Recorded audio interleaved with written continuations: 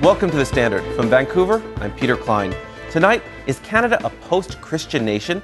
The statistics seem to say so. We'll take a closer look in a bit. But first, a Palestinian perspective on the crisis in the Middle East.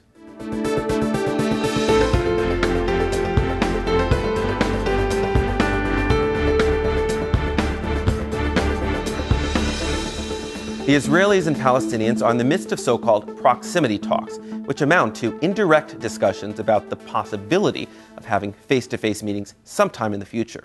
It's this sort of convoluted diplomacy that has made the Israeli-Palestinian conflict one of the most intractable disputes in the world, and it's certainly one of the root causes of instability in the Middle East. To talk about the on-again, off-again peace negotiations, we have Khaled Barakat, a former editor of Al-Sharuk, British Columbia's only Palestinian newspaper until it closed last year. He now writes for Arabic news outlets around the globe. Welcome. Thank you, Peter. So the proximity talks, good idea? Bad idea? Well, I mean, we really have to examine the whole talk, really, the peace talk, because... But it's not, it's a talk to talk. Right. To maybe talk later. Exactly, and I think it's the peace process itself have become really a joke in the Palestinian street. People don't trust this negotiation, this process, and the reason they don't is because for the past 20 years, really Palestinians got nothing out of these negotiations. Israel is implementing its racist policies on a daily basis, demolishing Palestinian houses, building settlements in the West Bank, putting the entire population of Gaza under siege. I mean, and the list goes on and on. Israel wants to do that and have negotiations and peace talk at the same time. And I think that the U.S. and Israel are more interested in the process than in peace, in just basically a lot of people showing feel like images. It's just sort of pushing off an issue. Because Yes. a lot of people in the public, and I have to say, I mean, I'm going to admit here something that I've never admitted before on camera, but when I read several newspapers every day, and unless the headline is really, really big letters on like the front page about negotiations, I don't even read past the first paragraph because it's the same thing over. I mean, for 20 years I've been reading the same articles that they're back at the table, they're discussing, now they're not at the table, now they're back at the table now. So you are absolutely right. I think a lot of people just got disillusioned with this. Yes, and particularly Palestinians, because they are the one who is living under occupation, Right. and they want this occupation to end. You know, when this process started in 1990 in Madrid, when Arab government and Israel met in the first time, face to face, the Prime Minister of Israel then, Ishaq Shamir, he said that we are going to negotiate with Palestinians for 20 years and we're not going to give them anything.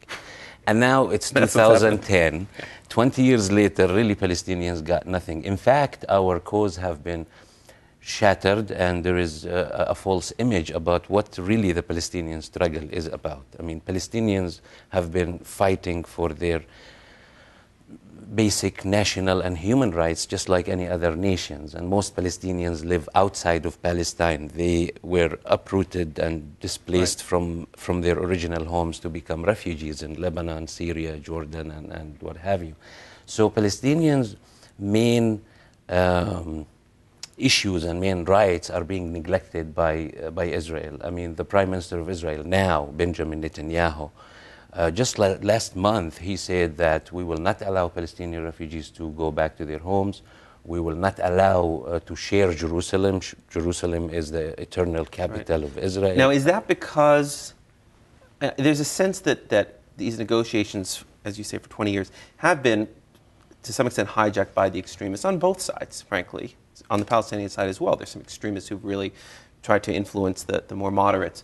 But when you talk about Netanyahu, I mean, he's in a coalition government with very, very conservatives who they say, we won't even start discussing things if you're talking about giving back settlements or giving up Jerusalem. Let's not even bother talking if that's part of the discussion. Is it the fact that he's in coalition, is that an issue here? Well, I mean, in the Palestinian side, we're a national liberation movement, and Palestinians, they have the right to have debates. The vast majority of Palestinians were not consulted about this negotiation since the beginning of this so-called peace process. Yasser Arafat then and the leadership of the PLO went against the Palestinian will and signed a declaration called the Declaration of Principles right. in September 13, 1993 in Washington.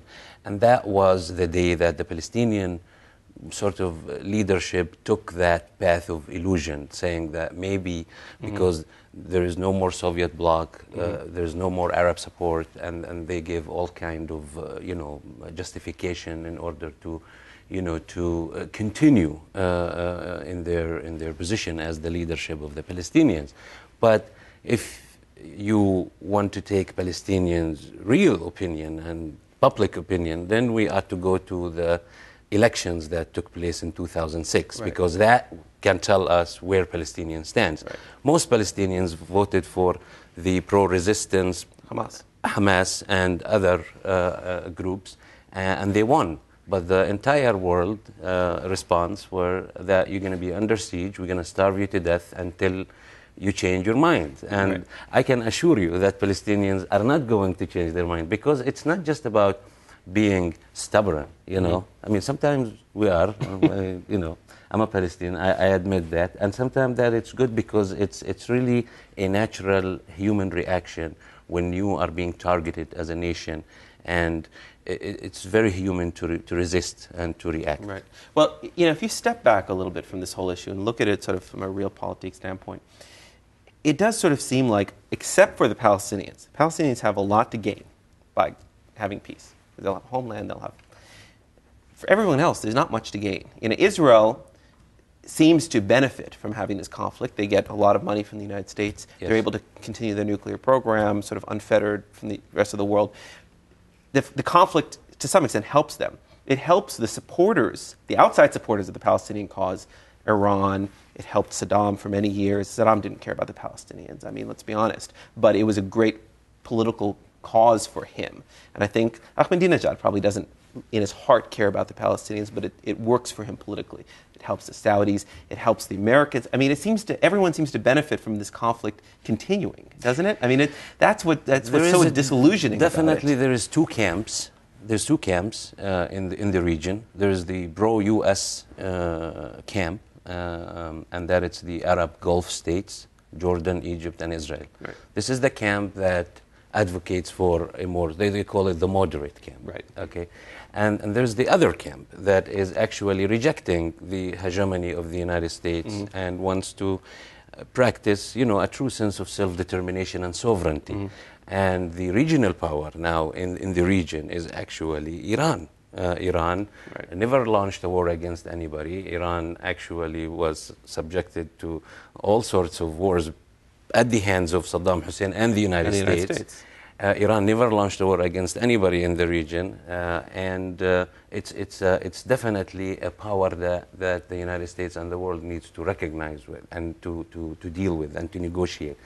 And that's why Bush policies were failures. I mean, if anything, the mere existence of Obama is because the previous administration have failed miserably in all of their policies. I mean, look on the situation of Iraq, what happened. We ended up with 1.5 million, people dying.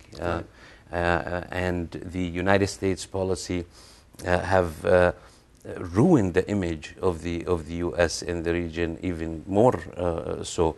And maybe we here in Canada need to pay attention to this, because even the Canadian image in the Arab and Muslim world now is being also,